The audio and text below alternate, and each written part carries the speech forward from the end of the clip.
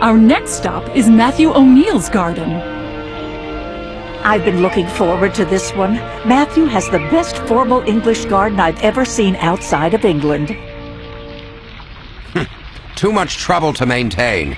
I'll take my informal New England garden any day. Oh my God! Matthew! No pulse.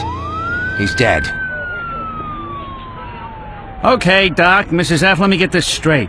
When the tour group came into the garden, you found Mr. O'Neill just as he is, dead in the middle of the garden with a rose in his hand. That's right, Sheriff. Any idea what he died from, Doc? I haven't the slightest idea. I better take a look around. Mrs. F., you want to stick around and make sure I don't miss anything? Certainly, if you think I can be of some help.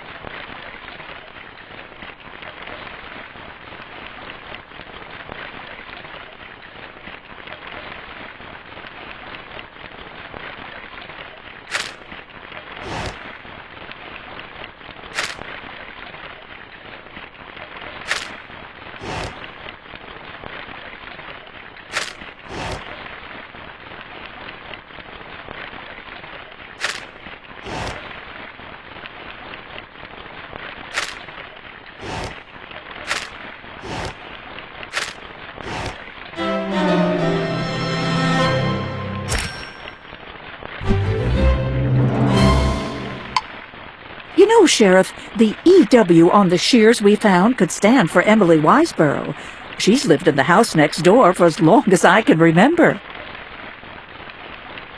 Maybe she saw something. Time to pay her a visit. Emily is probably inside. Maybe we should have a look around before we knock.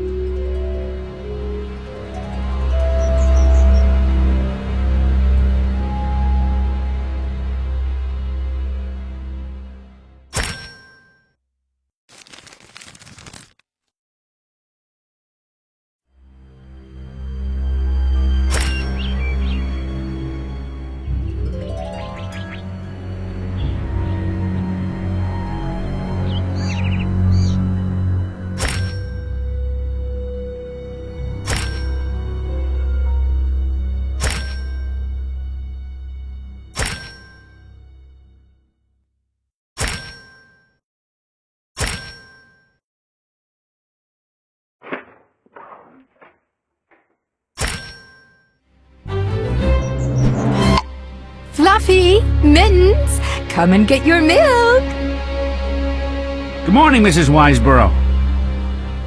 Oh, good morning, Sheriff. Jessica, what are you doing here? Emily, something terrible happened next door.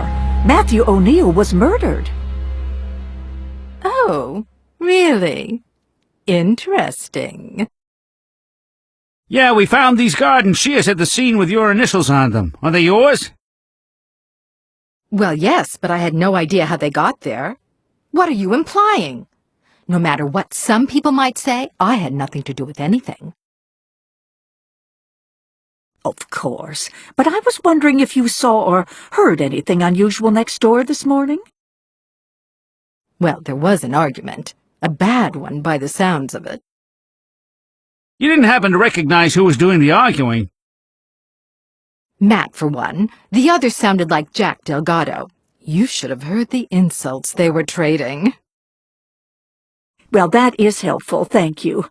Now, on a happier note, I saw you earned an honorable mention ribbon for your roses, Emily. Congratulations. Thank you. Our garden club president, Thomas Pickering, came by earlier to give it to me. What time was he here? Oh, I can't remember exactly. Somewhere around 11 or 11:30. Thanks, Mrs. Wiseborough. You've been very helpful. Sounds like we should track down Jack Delgado so we can ask him about this argument Emily overheard. Hello, Jack. Hi, Mrs. Fletcher. Sheriff, what can I do for you? You can tell us what you were doing at Matthew O'Neill's house this morning. Why? He's dead, Jack. Probably murdered. And his neighbor says she overheard you and Matthew having an argument. Emily Wiseborough? That figures. She's never been one to mind her own business. But yeah, I was there. Matthew wanted me to do some last-minute landscaping before the garden contest got rolling. And? And Matthew didn't like the stones I used to edge his hydrangea beds, and he's the one who picked them out. He said he wasn't going to pay for the work I'd done. Emily said the argument became rather personal. Yeah, I guess it did. Matthew had a way of getting under people's skin. Look, I admit I yelled at the guy, but I didn't kill him. Did he have any enemies? Well, Emily, for one. Her cats were always coming over and using his gardens as a litter box.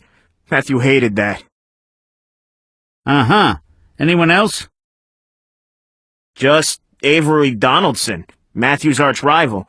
Those two go head-to-head for first place in the garden competition, and every year for the past 5 years, Avery wins.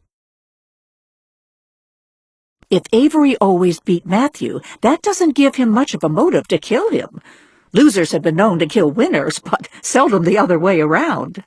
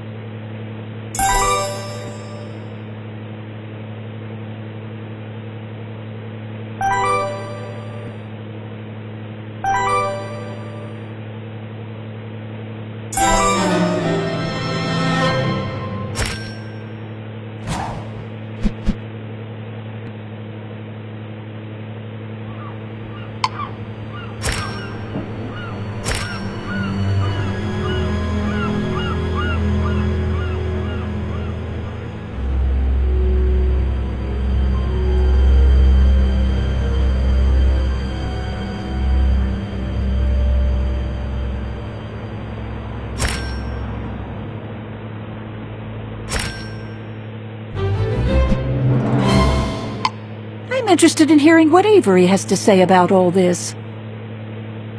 Let's go find out. Hello, Jessica. Sheriff Metzger. I presume you're here because of Matthew O'Neill's death. Word travels fast. Well, let me save you some trouble. It's true that Matthew and I were rivals in everything from Halloween decorations to Christmas lights, but it was always a friendly rivalry. I wished him no ill. A friendly rivalry, in spite of Matthew's temper? Well, he was always pretty easy to get riled up. Don't take this the wrong way, Mr. Donaldson, but where were you around 11:30 this morning? That's easy. I was at Maine Coast Garden Supply, buying some mulch. Your garden is lovely, Avery. I've never seen anyone have so much success at growing tropical plants as far north as New England. The secret is my greenhouse. It allows the more tender plants to get a head start. You mind if we take a look around? Be my guest.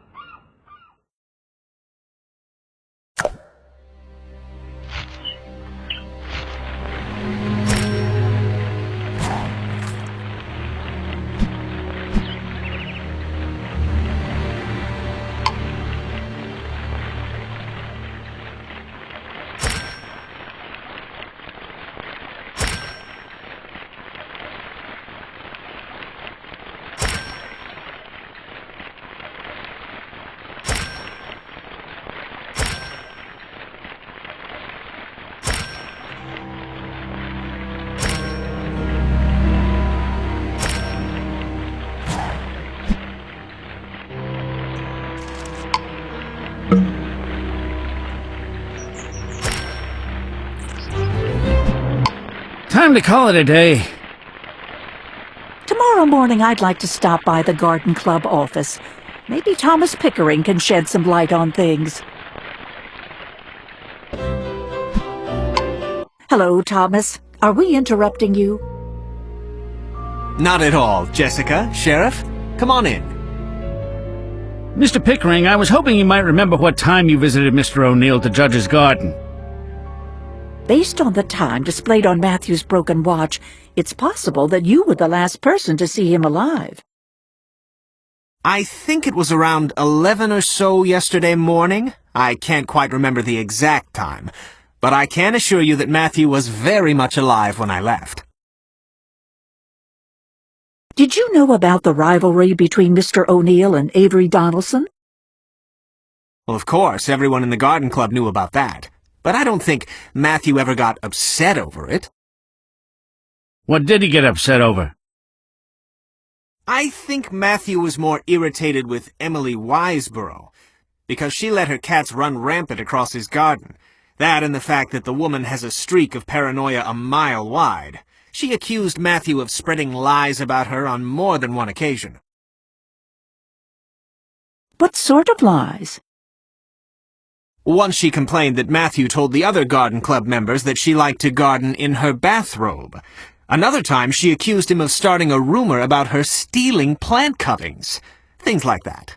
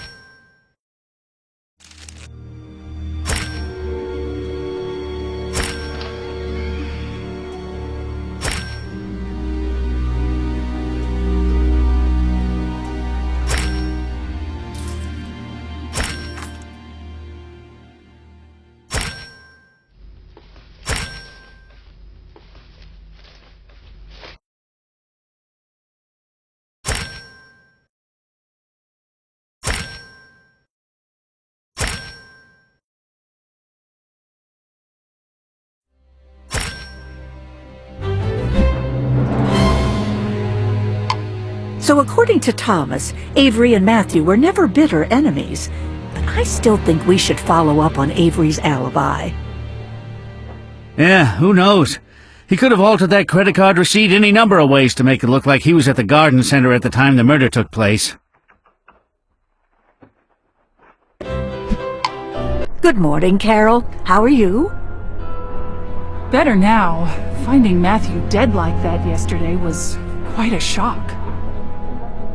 Of course.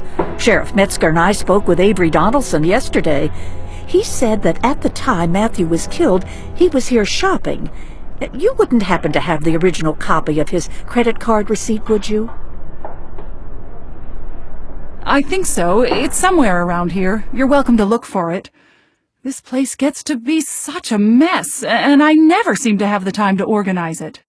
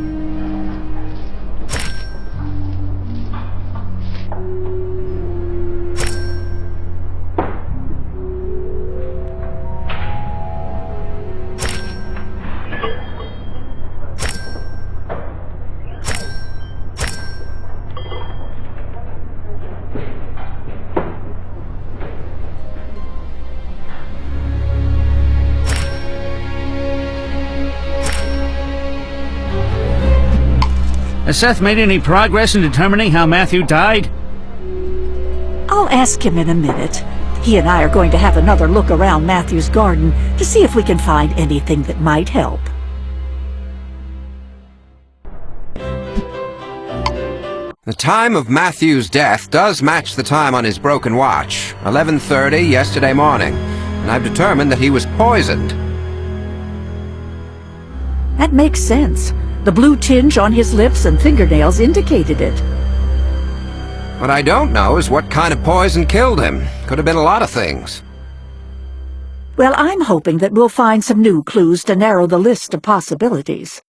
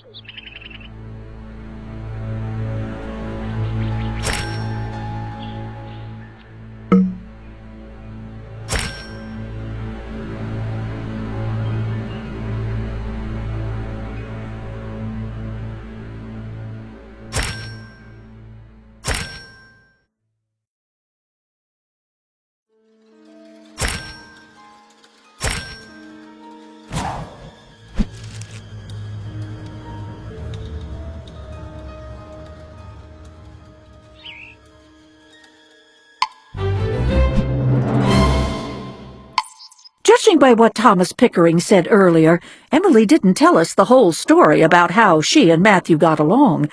Mort and I should probably speak with her further.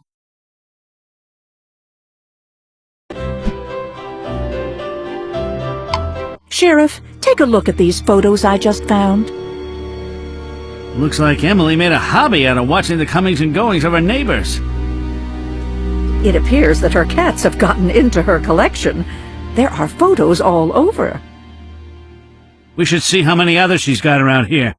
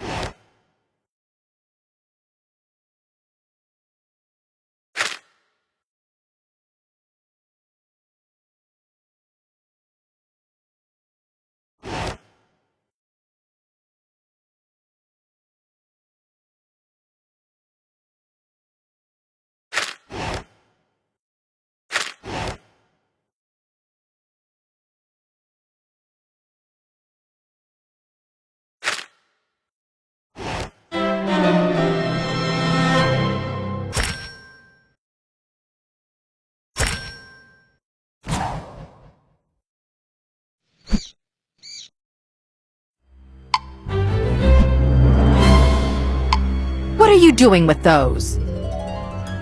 Just having a look around, Mrs. Wiseborough. You've got quite a talent for photography. Did you keep tabs on who came and went next door? Maybe I did. It seemed a prudent thing to do. Matthew was always telling lies, always plotting against me. What was Avery Donaldson doing in Matthew's garden while Matthew was out? I don't know what he was up to, that Avery. He's probably told you things about me, too. Don't believe them. Okay, ma'am. We were curious, Emily, as to why you showed so little emotion at the news that your next-door neighbor had just been murdered. Well, if you must know, Matthew and I didn't get along particularly well. In fact, we weren't even speaking to each other. Thomas Pickering said Matthew was upset because your cats were trespassing in his garden. What? Ha! I'm the one who deserves to be upset. Maybe my cats did roam next door, but Matthew didn't have to introduce a horde of earwigs into my rose garden to get even. What exactly are you accusing me of? This conversation is over. She's a real piece of work. Thomas was right about her paranoia. Paranoia or no, she did see Avery next door, and we need to find out what he was doing there. Avery, Emily Wiseborough took a picture of you in Matthew O'Neill's garden mere days before he was murdered. What were you doing there? Nothing. I mean, I was there, but I was just trying to find out why Matthew was sneaking around my garden. Matthew was over here without your knowledge? I'm almost certain he was stealing seeds from my tropicals. I found footprints all over the floor of my greenhouse. It was probably a futile effort to copy my success and beat me in the garden competition next year. I see. Speaking of footprints, was Jack Delgado here yesterday morning? As a matter of fact, he was. Now there is someone who could have killed Matthew. What makes you say that? Well, apparently Matthew refused to pay his bill, and Jack was pretty upset over it. Yes, we've heard about that.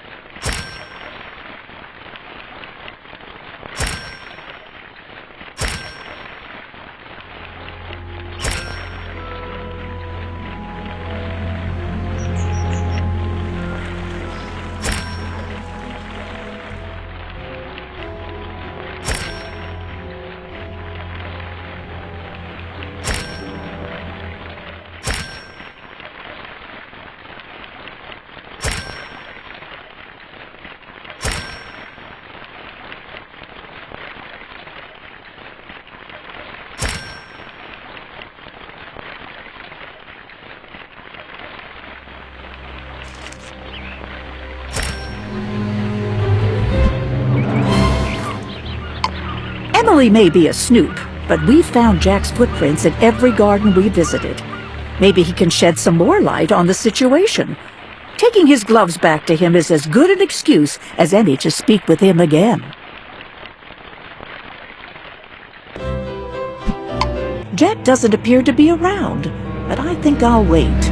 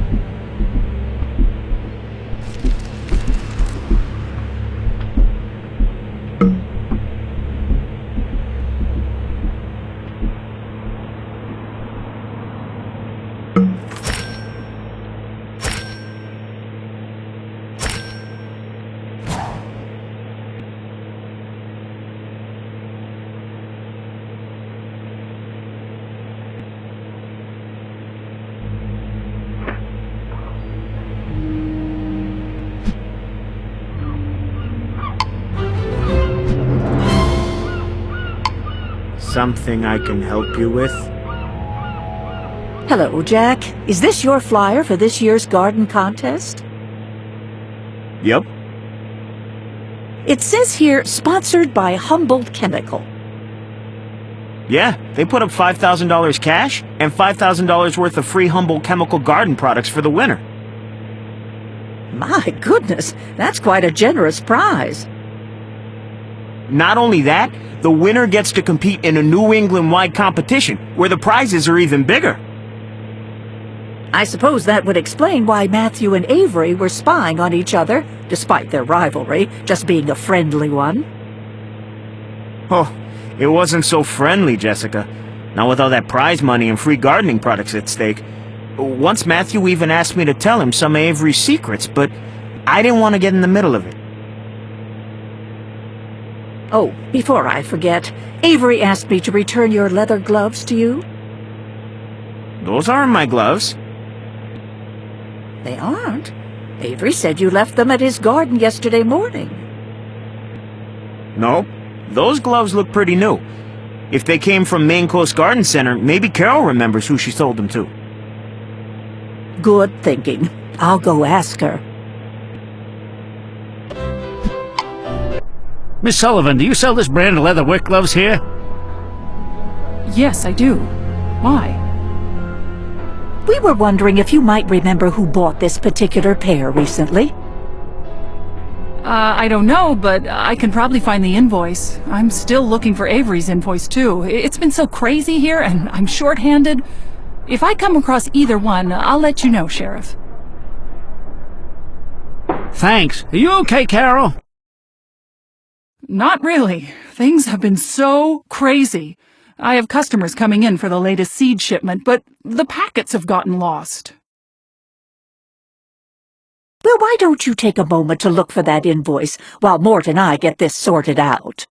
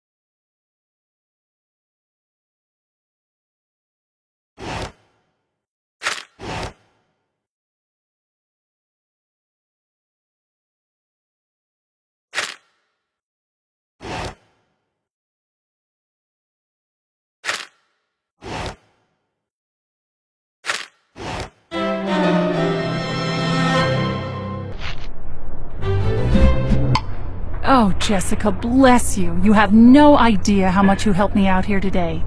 I have bad news, though. I still haven't found that invoice. I'll keep looking, though. I promise. That's fine, Carol. I noticed that you're still waiting on that mulch order. Yes, I'm afraid so. Add it to my list of worries. I've got customers clamoring for it left and right. There you are. The final toxicology results from Matthew's autopsy have come in. The poison was definitely ricin.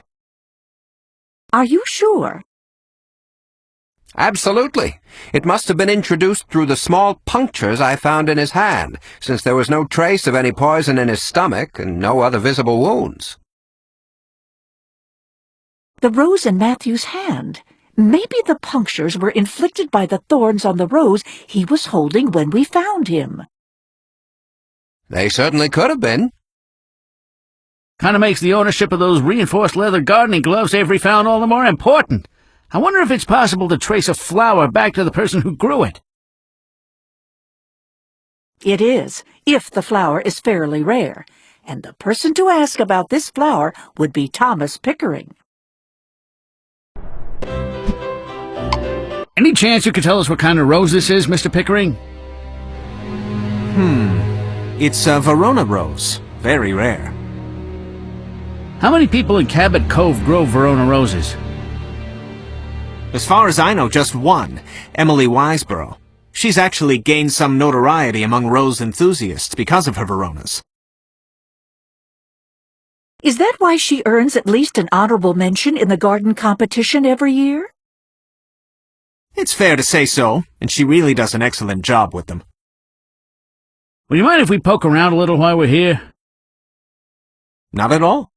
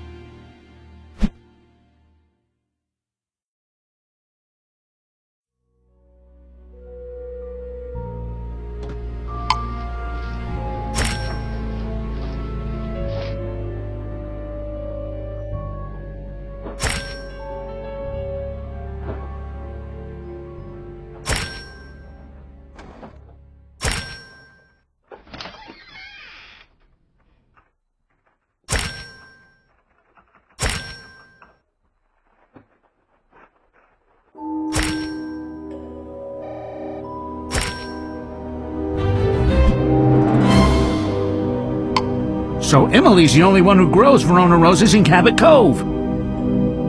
Don't jump to any conclusions, Sheriff. If she grew the murder weapon in her garden, she has a lot of explaining to do, starting now. Emily, do you mind if we take a look at your rose bushes? Go ahead. They are award-winning, you know.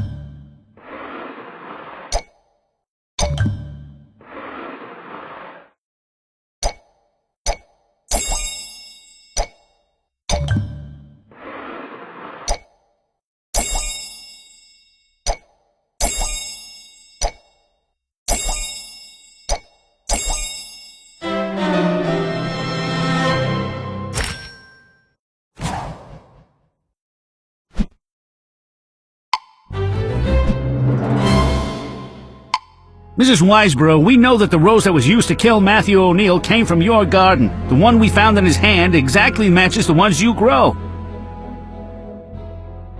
I didn't kill Matthew. The evidence points to you, I'm afraid. You had means, motive, and opportunity. I can prove I didn't kill him. I was on the phone with my sister in California at the time that Matthew was killed. The telephone records will bear this out, Sheriff. Besides, anyone could have come into her yard, and where would she have obtained the ricin? You got a point there. Emily, did you ever have any reason to suspect that the garden competition was being rigged in Avery's favor? I always suspected that Thomas and Avery had some sort of special arrangement that kept Avery in first place every year. What made you think this? Well, that newspaper article you found, for one thing. After Thomas retired from Humboldt Chemicals, he used his connections with the company to increase the competition's prize and prestige in New England. He neglected to tell us he used to work for Humboldt Chemicals. Is that why he was made president of the garden club? Yes, it's also why our friendly garden exhibition turned into the fiercely contested event it is today. Everyone's spreading tales about everyone else. With so much at stake in the garden competition, it would be surprising if there wasn't cheating involved. And it all started when Thomas became president of the club. We need to talk to him and find out if Emily's claim that Thomas and Avery had the competition rigged is true. Okay, Mr. Pickering, level with us. How did Avery Donaldson really win first place in the garden competition year after year? His garden is consistently the best. That's all there is to it. Thomas, what exactly did you do before you came to Cabot Cove? I used to be a chemist. Why didn't you tell us that before? I didn't think it was relevant. I'm afraid it is relevant, Thomas, since Matthew was murdered with ricin, a poison that was chemically extracted from castor beans. And that's something you'd have the knowledge to accomplish. My work at Humboldt Chemicals is what got me interested in how chemistry could improve gardening, but it isn't a reason to suspect me of murder. Besides, I don't have access to castor beans. He has a point.